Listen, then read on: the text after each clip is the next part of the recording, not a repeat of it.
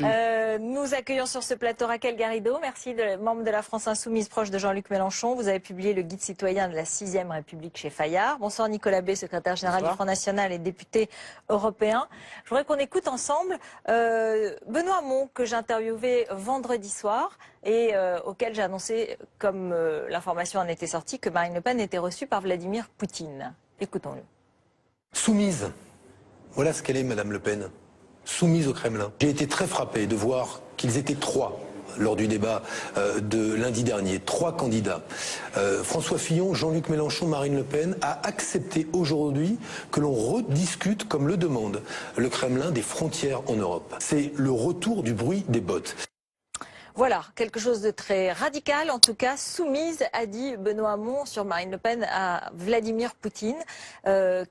Est-ce que vous êtes sûr que cela lui donne une stature internationale ou est-ce que ça la fait apparaître, votre candidate, comme bien quelqu'un qui irait prendre en quelque sorte des ordres ou un soutien à Moscou? D'abord, les accusations de Benoît Hamon sont totalement ridicules parce que tous les chefs d'État, chefs de gouvernement sont amenés à rencontrer leurs alter ego un peu partout sur la planète et le fait de rencontrer d'autres chefs d'État, quand on aspire à être président de la République comme c'est le cas de Marine Le Pen, c'est finalement une démarche qui est naturelle, parfaitement légitime. Bon, ensuite, je rappelle que Marine Le Pen, elle a rencontré il y a quelques semaines Michel Aoun, le président du Liban, il y a quelques jours seulement le président du Tchad, Idriss Déby, et effectivement, elle a rencontré Vladimir Poutine. Pourquoi? Parce qu'elle veut faire entendre la voix d'une France libre, ce qui n'est plus le cas aujourd'hui. Aujourd'hui, on a notre diplomatie qui est largement confisquée par l'Union européenne et qui nous a emmenés sur des chemins assez sinueux et contraires à nos intérêts fondamentaux. Quand même, lorsque Vladimir Poutine la reçoit, il dit en quelque sorte, je vois que le mouvement que vous représentez augmente et donc c'est une forme de soutien en quelque sorte et un peu peut-être, on le sait, à une volonté de mettre en cause l'Europe telle qu'elle est construite aujourd'hui. Oui, mais ça, ça vous êtes d'accord, mais je sais bien, mais c'est donc une forme de soutien au projet de Marine Le Pen. Non, mais c'est une contestation de l'Union européenne telle qu'elle fonctionne aujourd'hui, c'est parfaitement normal, c'est ce que nous faisons.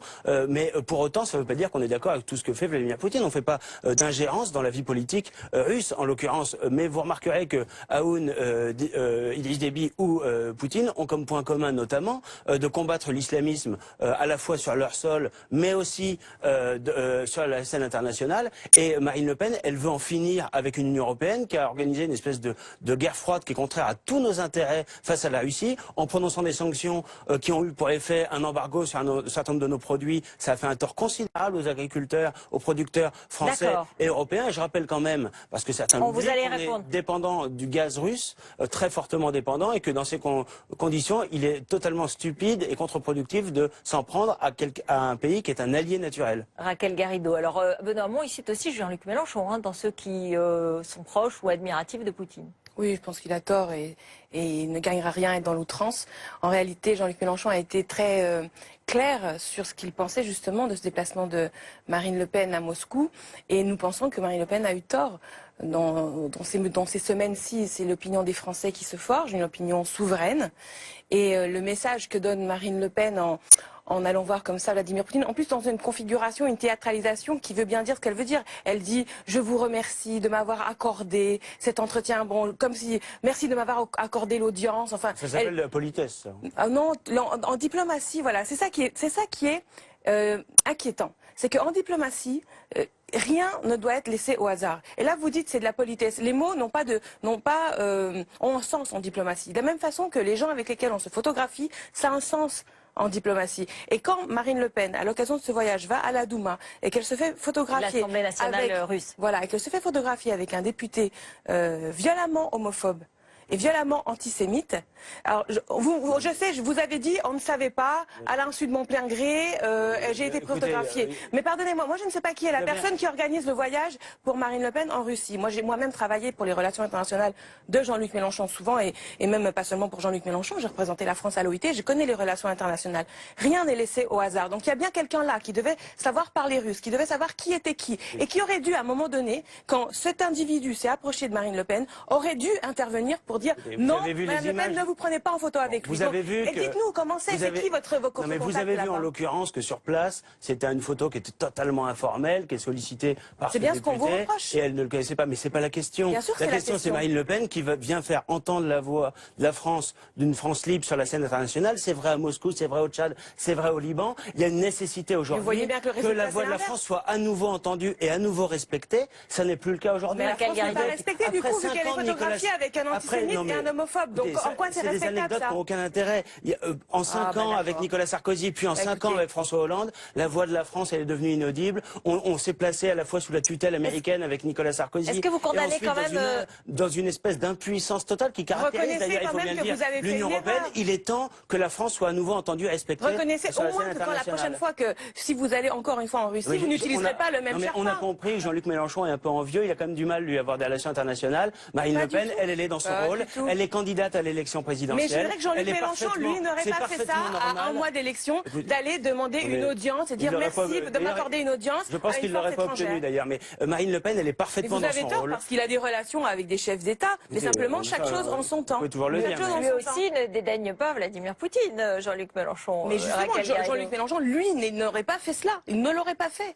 D'ailleurs, Jean-Luc Mélenchon, vous voyez, Mais on a il y a- toujours été très clair sur le fait que c'était un régime oligarchique. Il y a même en 2012, quelqu'un me faisait voir ça tout à l'heure, en 2012, au Grand Journal, Jean-Luc Mélenchon a dit que Poutine, c'était une graine de dictateur. Alors, vous voyez, ça fait 5 ans qu'on Mais se est-ce qu'on prend peut sortir des poussé critiques Est-ce qu'on à ce peut propos-là. sortir Et des là-dessus, postures morales Benoît Hamon a parfaitement tort d'être dans l'outrance. La réalité, c'est que la France, c'est une nation indépendante qui a besoin d'avoir des relations de puissance à puissance. Ça, c'est une réalité. Dans une configuration où nous considérons que nous sommes une nation universaliste et que nous postulons la paix pour nous-mêmes et les autres nations. Cette paix, elle se construit avec, quand il y a des guerres avec les belligérants. Et en ce qui concerne la guerre en Syrie et en Irak, la liste de belligérants qu'il faut mettre autour de la table, telle qu'elle est proposée par Jean-Luc Mélenchon, est celle des Nations Unies. Voilà. Mais ça ne veut pas dire... Non, mais discuter, dire la cela, question, ça n'est pas faut-il être discuter pro-Poutine. avec Poutine? Discuter avec Poutine, c'est une chose. C'est Mais parfaitement normal. certains pensent que de l'argent russe, vous aviez Mais non, mais bénéficié c'est- de l'argent mais c'est russe. faux. Aujourd'hui, vous dites non. Non, c'est totalement faux. Aujourd'hui, vous C'était dites non. évidemment pas l'objet de ce voyage.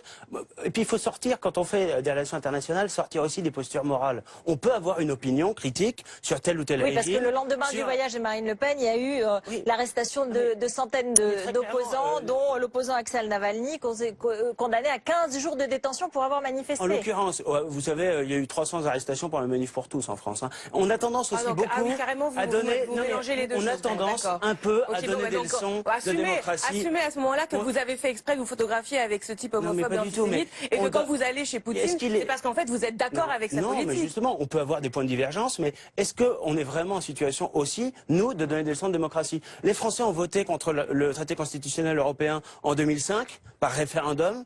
3 ans plus tard, les députés, les sénateurs votent le même texte Mais à la justement, virgule près, alors, dont on a Nicolas simplement Bay- changé le nom.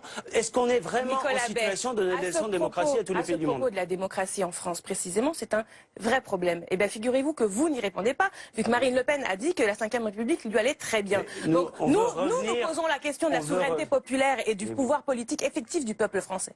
À travers cette histoire d'Assemblée constituante et de 6e République. Mais vous êtes contre. Ça vous va très bien ce système hyper concentré Nous, on fait qui le sera constat- entre les mains de Marine Le Pen. Vous imaginez l'article 16 On entre fait les le mains de constat, Marine Le on fait Pen? le constat Je que dis la attention, Ve hein. République, les institutions de la Ve L'article République 16 qui donne tous les pouvoirs. ont été très largement dévoyées, et c'est pour ça qu'on veut réintroduire une vraie démocratie, et notamment la démocratie directe, c'est-à-dire non seulement le référendum comme moyen de gouverner, c'est-à-dire consulter régulièrement les Français sur les grandes orientations, sur les grands axes de la politique gouvernementale, et de surcroît mettre en place le référendum d'initiative populaire, l'article 16 sur les pleins c'est-à-dire pouvoirs, vous va très permettre bien. à 500 000 citoyens de se saisir d'un sujet, et à ce moment-là, automatiquement, le Seriez-vous gouvernement pour est abroger amené à l'article organiser 16? un référendum. Je crois qu'il faut arrêter aussi de toujours s'en prendre aux institutions quand c'est le Donc, contenu, elles vous vont bien. quand Donc, c'est vous le ne voulez contenu pas des le pouvoir. politiques. qui est en Alors, cause. un mot encore sur Le l'actualité. problème, c'est Un les mot encore orientations sur politiques qui sont menées. l'actualité et le cabinet noir à l'Élysée, dénoncé par François Fillon. Marine Le Pen est convaincue d'être avec François Fillon une cible privilégiée du gouvernement. Néanmoins, c'est vrai qu'il y a pas mal de gens qui considèrent que c'est un contre-feu, une forme d'échappatoire, peut-être à ses propres turpitudes, que de rejeter la responsabilité sur les autres. Un mot à Raquel Garrido là-dessus, vous y croyez au cabinet noir? Je n'en sais rien en fait. Je suis comme vous, Ruth Elkrief, comme tous les Français qui sont à la maison, nous n'en savons strictement rien. La seule chose que je peux dire, c'est que c'est vrai que la concentration du pouvoir à des doses extrêmes à l'Élysée, qui sont pas du fait des personnes, qui sont du fait de nos institutions, d'accord? Ça s'appelle l'irresponsabilité politique, c'est comme ça que l'appellent les constitutionnalistes. Bon. Cette impunité politique, elle apporte des comportements qui, après, confine au droit pénal. Ça arrive, c'est arrivé en Ve République. Voilà tout ce qu'on peut dire. Et cabinet noir ou pas, il n'en demeure pas moins que nous avons besoin, en plus d'une justice qui fonctionne, et c'est normal qu'elle fonctionne, dans son temps, dans ses délais, d'une capacité des citoyens eux-mêmes d'assurer l'éthique en politique dans la cité. C'est pour ça que nous proposons le droit de révoquer les élus entre les élections, parce que tout ne peut pas être entre les mains de la justice, où les citoyens doivent avoir le temps de la démocratie, pendant le temps de la démocratie, de pouvoir s'assurer que les hommes politiques font ce pourquoi ils ont été élus. Nicolas Bay. Non, je sais pas, moi, je n'ai pas d'informations sur l'existence ou non de ce cabinet noir. Ce que je note quand même avec intérêt, c'est la façon dont s'est exprimé François Fillon. Il a dit lui-même, jamais un gouvernement ou un exécutif n'a été aussi loin. Il sous-entend donc que les gouvernements précédents en ont fait sans doute autant ou pas loin, et peut-être même d'ailleurs le gouvernement dont il était le Premier ministre pendant 5 ans. Moi, ce que je vois aujourd'hui, de façon très concrète et très pragmatique, c'est qu'on a le Président de la République et le Premier ministre qui ont indiqué qu'ils s'engageaient dans cette campagne contre Marine Le Pen comme adversaire principal. Donc ils utilisent leurs fonctions. Alors qu'ils devraient être consacrés entièrement à combattre le chômage, à résoudre les problèmes de sécurité. Non, non. Ils utilisent leur fonction à combattre Marine Le Pen.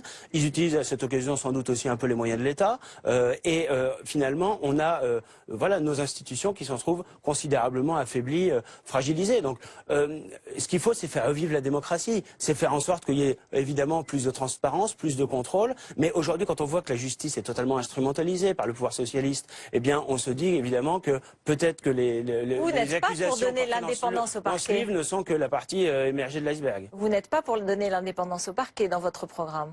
Nous, on veut réformer en profondeur la magistrature. On voit bien aujourd'hui qu'on a les procureurs généraux qui sont directement désignés par le gouvernement. Donc évidemment, ça vous ne le changeriez pas. Ça fragilise quand Vous même ne le changeriez très pas. sérieusement. Oui, mais il faudrait peut-être un contrôle plus important. C'est-à-dire que ce soit plus encadré au niveau de la magistrature, alors que là, c'est principalement une décision gouvernementale. Le résultat, c'est que l'indépendance de la justice s'en trouve évidemment très fortement remise en cause. Ensuite, il faut augmenter le nombre de magistrats pour leur permettre de travailler, mais il faut aussi supprimer la politisation de la justice. Quand on voit qu'il y a des syndicats très fortement politisés, le syndicat de la magistrature qui obtient 22% des voix aux élections professionnelles, c'est un syndicat qui prend position dans le débat politique, qui prend position contre des candidats ou contre des partis. C'est-à-dire qu'on a la justice qui, elle-même, ou en tout cas des éléments de la justice, des magistrats qui eux-mêmes portent très gravement atteinte à ce principe de séparation. Il a bon dos, le syndicat de la magistrature, parce qu'en réalité, le fond de l'affaire, c'est que Marine Le Pen aujourd'hui est en délicatesse avec la justice. L'extrême gauche, vous le défendez, quoi. Pas du tout. Je ne suis pas d'extrême gauche, mais je pense que Marine Le Pen, elle préfère taper sur les juges plutôt qu'elle-même, assumer les problèmes qu'elle a elle-même avec la justice. Moi, j'ai été choquée comme beaucoup de personnes, et j'aimerais que vous apportiez des fois des explications à ça, mais ça ne sera pas le cas maintenant. Mais le complément d'enquête, quand Marine Le Pen donne au Parlement européen un contrat pour son salarié, dont lui-même ignore la réalité, avec une signature qui n'est pas la sienne, ça c'est grave. C'est une régularisation qui est organisée par le Parlement européen, c'est complètement faux. Merci à tous les deux. Ce ne sera pas ce soir, effectivement. On aura le mot de la fin.